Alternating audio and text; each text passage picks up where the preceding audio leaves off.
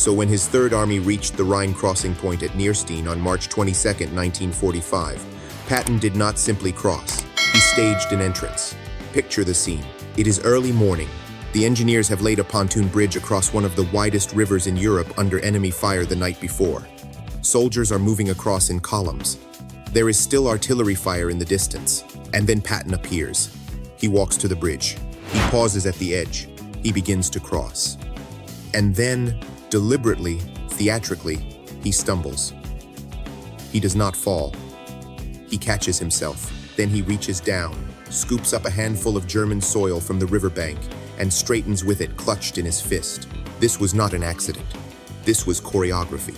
Patton was consciously mimicking William the Conqueror's famous gesture when he arrived on the English coast in 1066, when William stumbled on the beach and famously turned it into an omen by grabbing the earth and declaring that he had taken England in his hands. Patton knew his history. He knew his audience.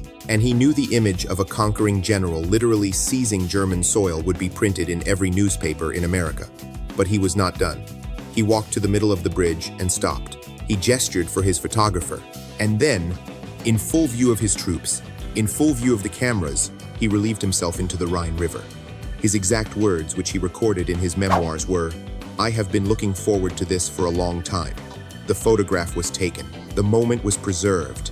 It ran in newspapers across the United States and became one of the most discussed images of the final months of the war.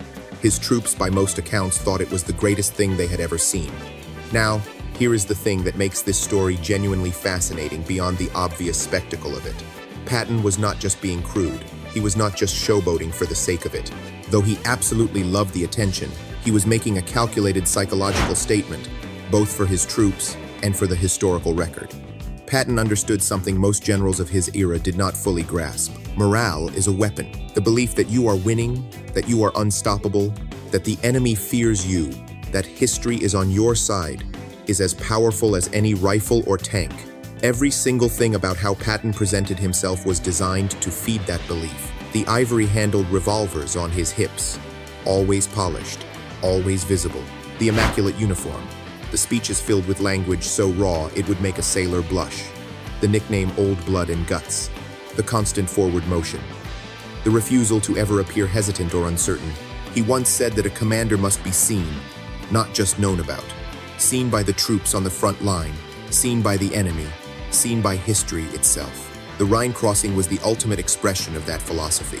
By turning it into a piece of theater, by stumbling like William the Conqueror, by urinating into the most symbolically important river in Germany, he was sending an unmistakable message to everyone watching. This river means nothing to me. Germany means nothing to me. I have already won.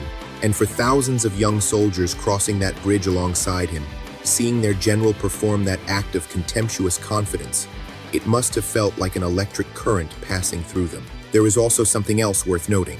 Patton had been sidelined, humiliated, and nearly fired twice before this moment. The slapping incidents in Sicily in 1943 had nearly ended his career. He had been forced to publicly apologize to his entire army.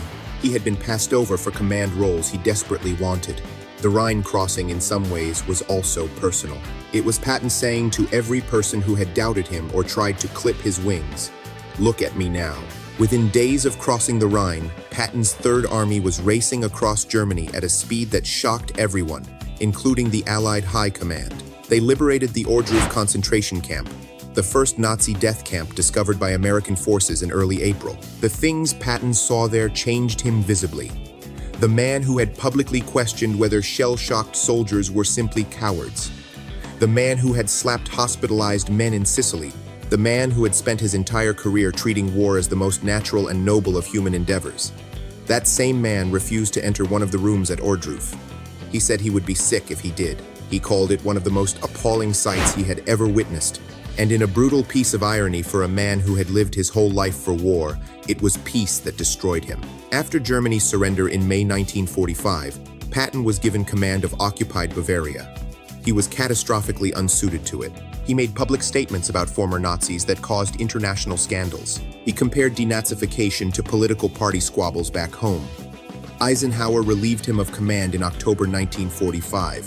2 months later, on December 9, 1945, Patton was riding in a limousine through Mannheim when his driver pulled into an intersection and collided with an army truck. Patton was thrown forward into the glass partition and broke his neck. He died 12 days later in a military hospital in Heidelberg. He was 60 years old. He never made it home. His wife, Beatrice, who had stood by him through decades of wars and scandals and infidelities, died of a brain hemorrhage just 6 years later. Some people who knew them both said she never really recovered from losing him. There is a photograph that exists somewhere in the United States Army archives.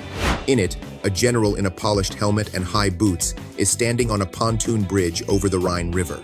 What he is doing is unmistakable. His expression, from what witnesses described, was one of complete and utter satisfaction. It is one of the strangest photographs in American military history. It is also, in its own bizarre way, one of the most perfectly Patton things that ever happened, because that is what made Patton impossible to ignore and impossible to fully understand.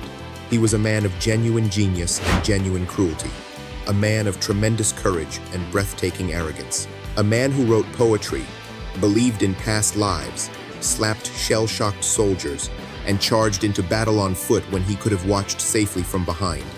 He was, as one biographer put it, a man who seemed designed for a different century, a warrior from some ancient age who had been dropped by accident into the age of tanks, telegraphs, and press photographers. But he understood the press photographers perfectly. He knew exactly what history would remember,